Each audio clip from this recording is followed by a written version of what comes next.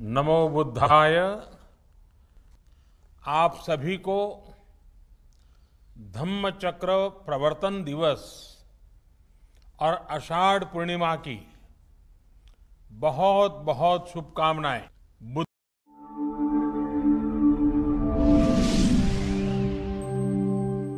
विश्व के सभी मेरे साथियों को राजरत्न अम्बेडकर की ओर से जय भीम, नमो बुद्धाय। आज मैं एक खास विषय लेकर आप लोगों के समक्ष आया हूं। मुझे एक वीडियो प्राप्त हुआ और ये वीडियो हम जिस यूनाइटेड नेशंस के ग्रुप पर बने हुए हैं, व्हाट्सएप ग्रुप पर, जिसमें 130 से 135 देश के प्रतिनिधि जुड़े हुए हैं, बुद्धिस्ट स्कॉलर्स जुड़े हुए हैं, भारत से भी कई लोग वहां पर जुड़े हुए हैं, मैं भी उस ग्रुप का हिस्सा हूं। उस ग्रुप में मुझे एक वीडियो प्राप्त हुआ और यह वीडियो किसी अहरे गहरे का नहीं है।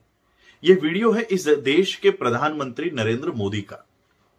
यह वीडियो क्या है, यह आने वाले समय में आप लोग देखोगे, लेकिन वो वीडियो देखने से पहले मैं कुछ बातें आप लोगों को बताना चाहता हूं।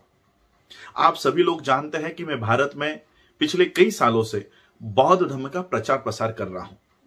अलग अलग राज्यों में बौद्ध धर्म के दीक्षाओं के कार्यक्रम हो रहे हैं।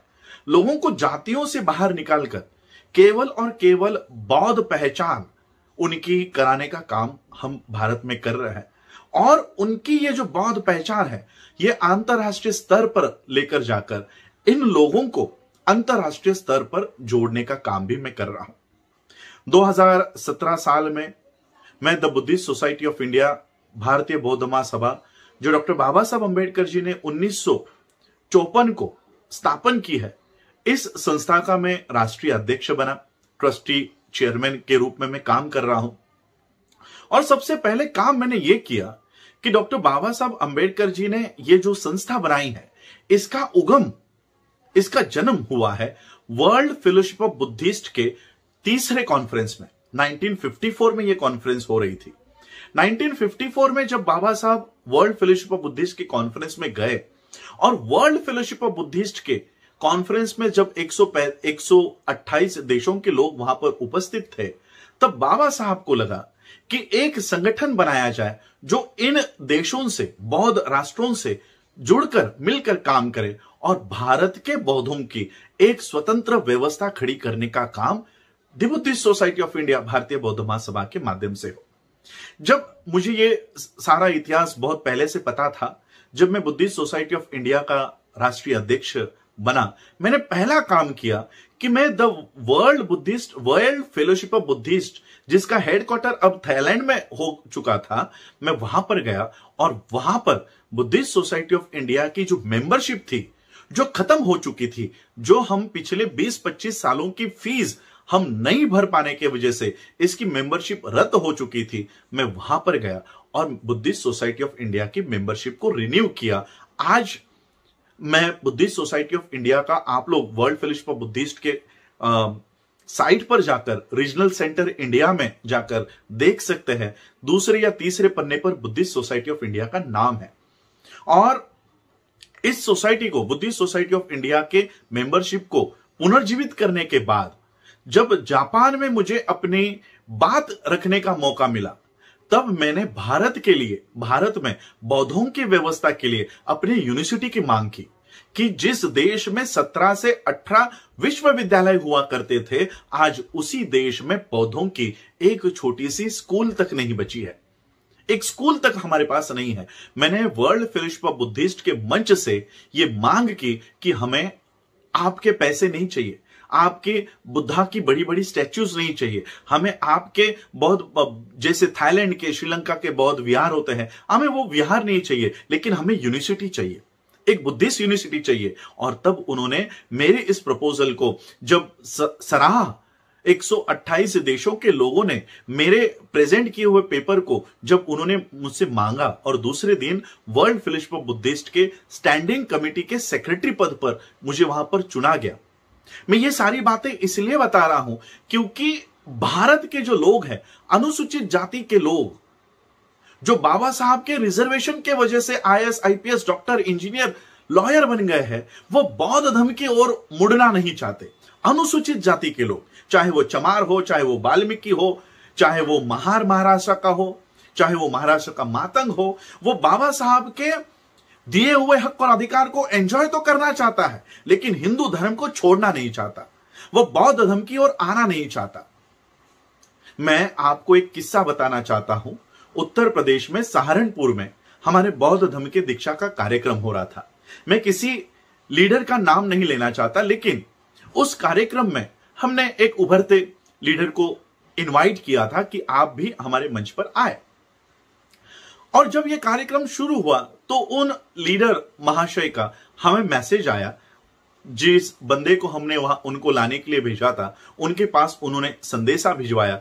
उन्होंने कहा कि राजरत्न अंबेडकर बौद्ध धर्म का काम कर रहे हैं, इससे कुछ नहीं होने वाला, इससे कुछ नहीं होने वाला। बाबा साहब अंबेडकर जी ने उन्होंने उनके जीवन में महान काम किए हैं, महान कार्य किए हैं, लेकिन उनसे एक ही गलती हो गई। क्या गलती हो गई? कि उन्होंने बौद्ध धर्म की दीक्षा ले ली।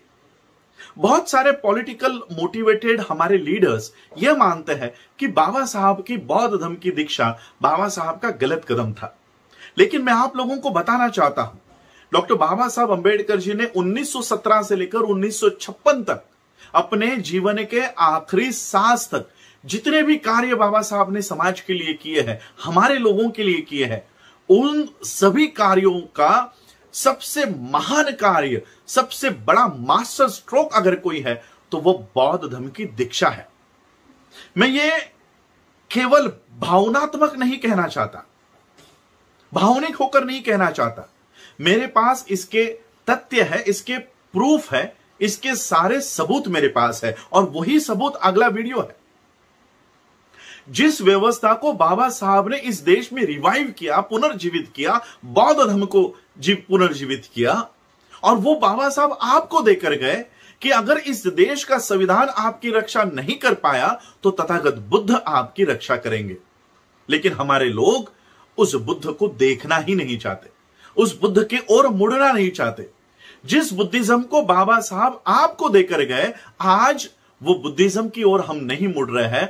और जो लोग इस देश को हिंदू राष्ट्र बनाना चाहते हैं, जो लोग इस देश में ब्राह्मणवाद को फैलाना चाहते हैं, ऐसे लोग विश्व में जाकर अपने आप को बौद्ध साबित कर रहे हैं। बौद्ध होना था आपको, बाबा साहब ने बौद्ध बनाया आपको, लेकिन उस बौद्ध धर्म का सारा फायदा, मिसयूज कहो, ये सारी ब्राह्मणी व्यवस्था अपने पास लेकर जा रही है। 2018 के वियतनाम के कॉन्फ्रेंस को मैंने फेसबुक लाइव पर दिखाया आप लोगों को। भारत की ओर से बौद्ध धर्म का नेतृत्व कौन कर रहे थे? हम लोग यहां पर लड़ते रहते हैं कि मैं बड़ा नेता या तू बड़ा नेता। हम लोग आपस में यहां पर लड़ रहे हैं। और भारत के बाहर बौद्धों का नेतृत्व कौन कर रहा है? जनेऊ धारण किया हुआ इस देश का, भारत का उपराष्ट्रपति वेंकैया नायडू। अगर गलत आपको लग रहा है, झूठ लग रहा है, तो मेरे फेसबुक पेज पे जाकर 2018 का वियतनाम का वीडियो देख लीजिए। 2018 में यूनाइटेड नेशंस के बुद्धिस्ट कॉन्फ्रेंस में भारत का उपराष्ट्रपति बौद्धों की बात वहां पर रखता है। जो व्यवस्था बाबा साहब हमको देकर गए, हम उस व्यवस्था की ओर मुड़कर नहीं देखना चाहते, और उस व्यवस्था को नायडू, तिवारी, त्रिपाठी, शर्मा, ये लोग हाईजैक करके लेकर जा रहे हैं। अब ये वीडियो देखिए। नमो बुद्धाय। आप सभी को धम्मचक्र प्रवर्तन दिवस और आषाढ़ पूर्णिमा की बहुत बहुत शुभकामनाएं। बुद्ध के मार्ग पर चलकर ही बड़ी से बड़ी चुनौती का सामना हम कैसे कर सकते हैं, भारत ने ये करके दिखाया है। बुद्ध के सम्यक विचार को लेकर आज दुनिया के देश भी एक दूसरे का हाथ थाम रहे हैं, एक दूसरे की ताकत बन रहे हैं। यह वीडियो किसी और का नहीं, भारत के प्रधानमंत्री का वीडियो है। यह भारत के किसी चैनल पर नहीं दिखाया गया है, किसी भी भारत के न्यूज चैनल पर नहीं दिखाया गया, किसी भी न्यूज़पेपर ने नरेंद्र मोदी जी की कोई स्टेटमेंट इस बारे में नहीं छापी है। लेकिन यह वीडियो प्रसारित किया गया है यूनाइटेड नेशंस के ग्रुप पर, संयुक्त राष्ट्र के ग्रुप पर, और इस वीडियो में भारत का प्रधानमंत्री बौद्ध धर्म की तारीफ कर रहा है। देखो, सारे यूनाइटेड नेशंस के जो कंट्रीज हैं, जो सदस्य देश है, वो यही मानते हैं कि इस देश का प्रधानमंत्री बौद्ध है। ये वीडियो देखने के बाद हम लोगों को ये समझ जाना चाहिए कि हम लोग बौद्ध धर्म की ओर नहीं मुड़कर अपना कितना बड़ा नुकसान कर रहे हैं। शेड्यूल कास्ट बनकर, महार बनकर, चमार बनकर, वाल्मीकि बनकर नौकरियां मांग रहे हो। कहां मिलेगी ये नौकरियां? जहां पर नौकरियों में रिजर्वेशन है, उन नौकरियों को बंद किया जा रहा है। जहां पर शिक्षा में आरक्षण है, वहां की शिक्षा को प्राइवेटाइज किया जा रहा है, अडानी, अंबानी, टाटा, बिरला को दिया जा रहा है, वहां से रिजर्वेशन खत्म है। पॉलिटिकल रिजर्वेशन की अगर बात करो तो ये अब समाज का नेतृत्व नहीं करता, ये केवल पॉलिटिकल पार्टियों का नेतृत्व कर रहा है। 135 member of parliaments schedule caste के संसद में है, लेकिन एक भी शेड्यूल कास्ट के काम का नहीं है। जिस शेड्यूल कास्ट के हक और अधिकार के लिए आप चमार, महार, पासी, वाल्मीकि, पता नहीं कितनी सारी जातियां, कितने सारे स्टेट्स में क्या क्या नाम होंगे इनके। आप आंध्रा में चले जाओ, माला, मदिगा, ये सारी जातियों को ढो रहे हैं हम लोग। हम लोगों को ये जाति व्यवस्था को मजबूत करने के लिए हमको लगा दिया है। ग्रेट चमार, रॉयल वाल्मीकि, पता नहीं और कौन से जातियों को आप उजागर करने वाले हो। इस व्यवस्था ने, ब्राह्मणी व्यवस्था ने इस जाति को आपके हाथ में दे दिया, आपके माथे पर जाति का लेबल लगा दिया, और यह ब्राह्मणी व्यवस्था विश्व में जाकर अपने आप को बौद्ध बता रही है। इस शेड्यूल कास्ट के रिजर्वेशन से नौकरियां मांगने के बजाय, एजुकेशन मांगने के बजाय, मेंबर ऑफ पार्लियामेंट बनाने के बजाय, अगर हम बौद्ध बनते हैं तो ये नौकरियां हम दे सकते हैं, जनरेट कर सकते हैं। और इसलिए बाबा साहब अंबेडकर जाते जाते हम लोगों को बौद्ध धर्म के मार्ग पर लेकर आए कि अगर भारत